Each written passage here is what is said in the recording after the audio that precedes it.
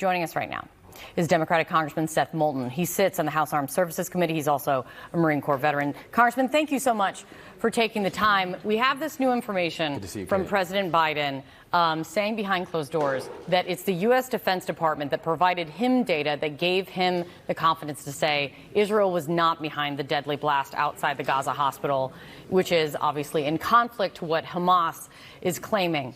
What are you hearing about this? Well, look, I'm going to believe an American president and our closest ally in the Middle East, a Democratic ally, over a terrorist organization any day of the week, a terrorist organization that has slaughtering civilians written into their organizational charter. We're going to have a classified briefing for the Armed Services Committee today in the House at 2 p.m. to hopefully get more details. But it sounds pretty clear that this was not caused by the Israelis. It's a horrific, horrific disaster. But obviously, we want to find out the truth about what happened. Can you give me information about who's going to be briefing you? Because the question I think you need to know, obviously it's going to be classified, so what comes out is going to be limited. But do you believe that the Department of Defense has data that's going to be able to show this one way or the other, where the origins of this rocket and blast came from? Well, we're watching this conflict very closely, the Defense Department, our intelligence agencies, so I expect they have a fairly good idea, and obviously the President feels confident in his assessment, at least from the reports of what he said. So I hope to have a better answer after 2 o'clock this afternoon. An important day. I mean, every day in this has been important. This will prove critical, especially after, and we can show video once again of what we have just this morning of protests. It looks like violent protests breaking out once again. This morning we're seeing it in Beirut, Lebanon, but very quickly the news last night of the blast, it spread like wildfire through the Arab world, sparking protests in multiple places. Protesters at one point were trying to break into the U.S. Embassy in Beirut. I mean, how much do images like this worry you? Can this outrage be calmed down? Well, we need to get to the truth here, but the bottom line is that wars like this are incredibly messy.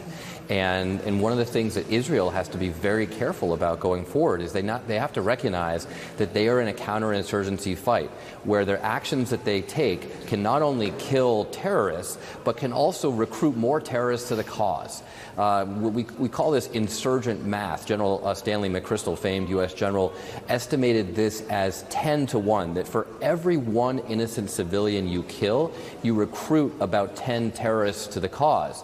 So Israel is right to try to kill off the leadership of Hamas that perpetrated these heinous, barbaric assaults on Israeli civilians. They need to do that to keep Israel safe. But they also can't recruit more terrorists in the process. That doesn't keep Israel safe either.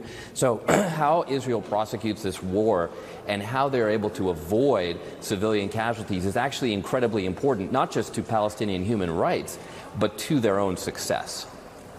You know, something that really does not happen has on many levels, but the President of the United States essentially being canceled on by allies as he's on his way to critical meetings with Jordan and Egypt pulling out of the summit that was planned.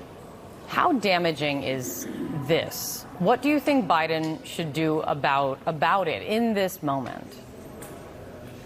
Well, look, I mean, it's not damaging to President Biden. He's doing the right thing. He's going, right into the conflict here, into the conflict zone to try to better understand what's going on.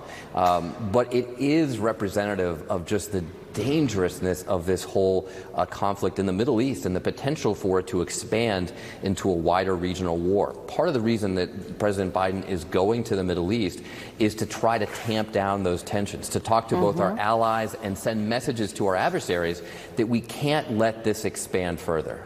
Look, you wrote a really compelling piece about essentially lessons learned, and you were touching on it just there, lessons learned from your time in Iraq, decisions by the administration then, what Israel can learn from that. And there are many moments that you write about and also that you witnessed that I wonder if you see this moment, this blast, the explosion, the aftermath, the reaction, the outrage. Could this be a watershed moment in this conflict? Well, it could be, and you don't know for sure. But think back to that horrible tragedy at Abu Ghraib, the prison in Iraq where detainees were abused by American troops.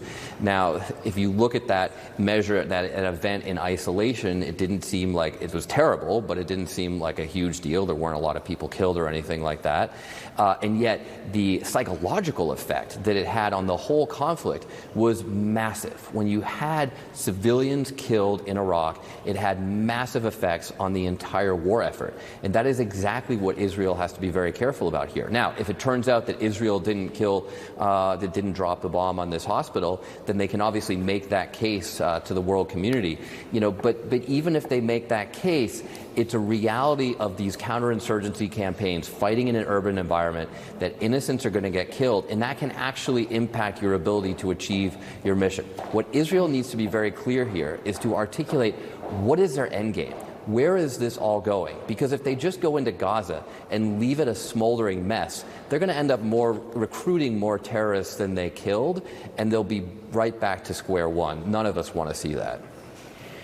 Hard lessons learned, definitely, from past U.S. conflicts. Congressman, thank you so much for your time. We made a lot of mistakes. We made a lot of mistakes in Iraq and Afghanistan, and we want to help the Israelis not repeat them. Congressman, thank you.